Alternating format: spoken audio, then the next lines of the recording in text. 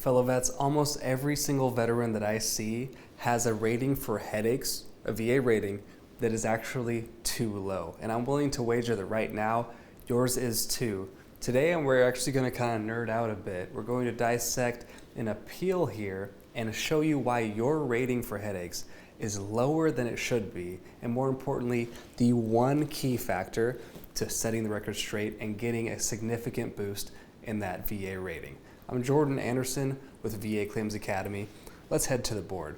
So I know that you can't read this font right here, but I'm just going to go ahead and highlight a quick couple of things. This is from an actual appeal.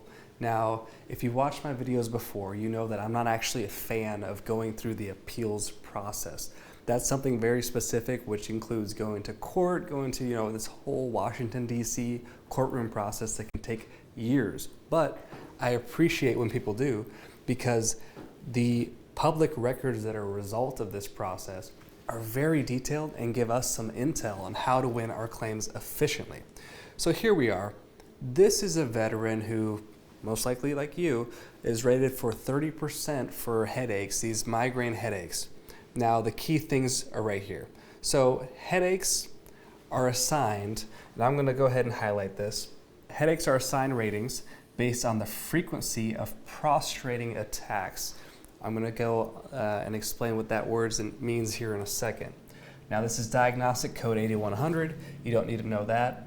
Here's the bread and butter. I'll wait for that car to pass.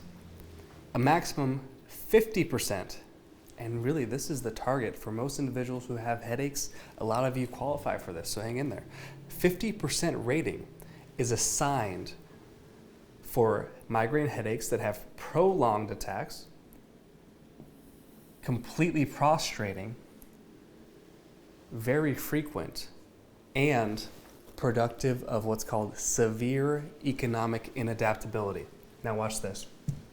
This is where so many people mess up. What does the term, first of all, prostrate mean? So it says, the attacks have to be prostrating. It has to be prostrating. Even later in the case, it says, oh yeah, the examiner didn't think that the migraines were prostrating. Well, what does this mean? So prostrating, we're here at Merriam-Webster, stretched out with face on the ground in adoration or submission, so lying flat, right? So you're lying flat, you're completely overcome and lacking vitality, will, or power to rise, trailing on the ground. So the common theme here is essentially you're lying down. If your attacks, you get a headache and it puts you out of commission, that's what you need to say. That you're lying down. Maybe you have to go take a nap. You try to sleep it off and just wake up the next day. That's what you need to convey to your C&P examiner. Let's go here.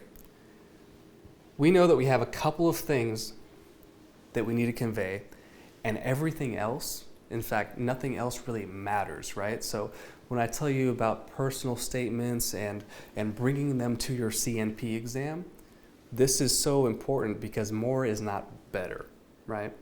We know now that there are only a couple of things that actually affect your headaches rating, and we're going to surgically strike those and nothing else.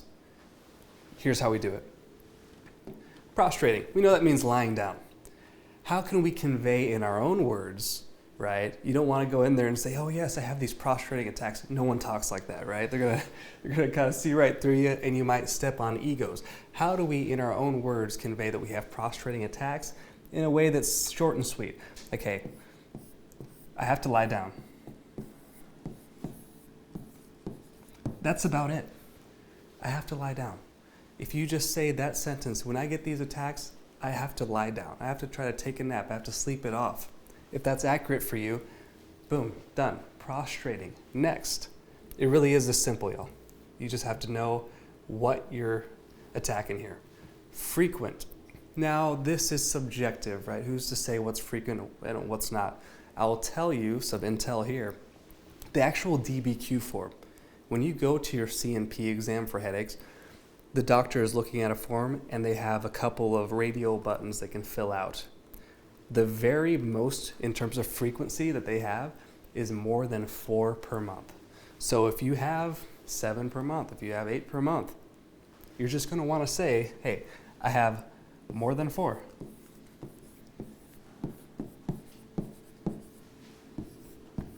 and that's per month. So if you have more than one a week, on average, you're covered. What if your average is 3 per month, but maybe a couple of months you've had 5 per month, right? So it's still accurate to where you've had more than 4 per month, but that's not your average.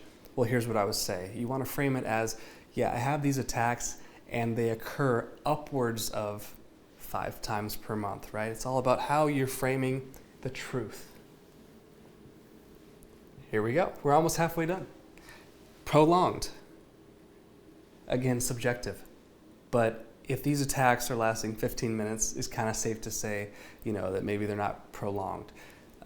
Same thing here. If your longest attack has been 4 hours, I would use the word, my favorite word with personal statements, upwards of, and then however many hours.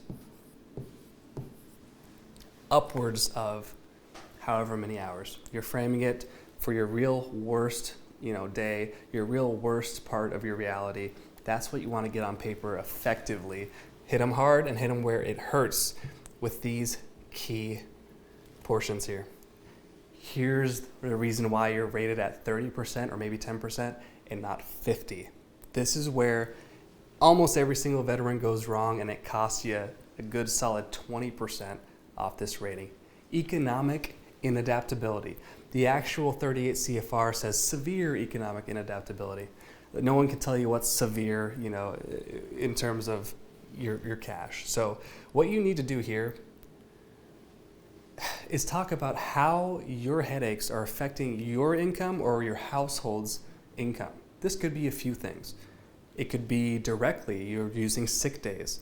Your paid time off has a value to it, it's paid time off. You could talk about that. You could talk about maybe your salary, but you're less productive, and maybe you would have had a promotion if you would have been more productive. It could even be something like maybe your daughter, works at McDonald's or something like that, but she has to call into work in order to help you rotate ice packs when you're having attacks. All of this affects your household income and is absolutely things to consider. So even if you had to, let's say, eBay, right? Maybe you sell, oh gosh, I butchered that. Maybe you sell coffee mugs on eBay, and the first 4 hours of your day you couldn't.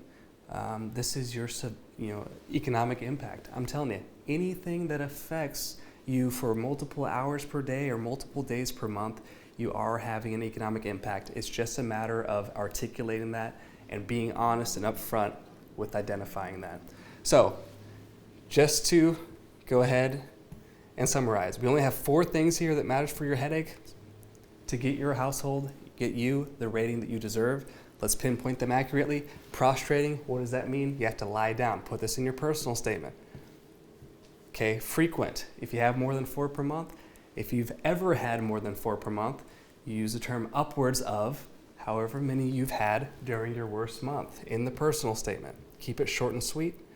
Prolonged. Again, whatever your longest attack was in real life, upwards of, and you put that estimated amount of time. Finally, economic inadaptability. Again, that's your eBay, that's your PTO that you're burning through, your vacation time. That's something to articulate. Now, here is why this is so important to put in a personal statement, to keep it short and sweet, is because you want to actually bring this personal statement that you're writing, Form 4138, physically print it off, bring it with you to your compensation and pension exam. Why is this? Because you want to avoid going through the appeals process, right? That veteran that we just examined, who's probably been through that process for 4 years or longer to get their rating. You want to avoid that. So you want the most efficient way in order to get that CNP examiner to write down what you're telling them. What happens if your personal statement's 2 pages? They're not going to read it, okay? So deliver it pinpoint. Here's another reason why you have to have it, and I'll wrap this up. Your doctor, let's say you're going to get treated for your migraines. You're telling your doctor how bad your migraines are. Do you think that in their medical notes, they are writing, yes, patient is having severe economic inadaptability because of these migraines? they're not writing that. That's not really relevant even to their medical process. So when people go and tell you, hey, no, your medical evidence speaks for itself. That's all you need for VA disability. This is one clear example of the fact that that could cost you. So the fact that you can get nickeled and dimed by not submitting your personal statements is enough right there to get it done. So I really hope this helped you out. Give yourself a voice and to know what to say and what not to say, what's relevant for you. I hope you like this video. Hit the like button, share this with someone who needs it. I'll see you in the next one. Cheers.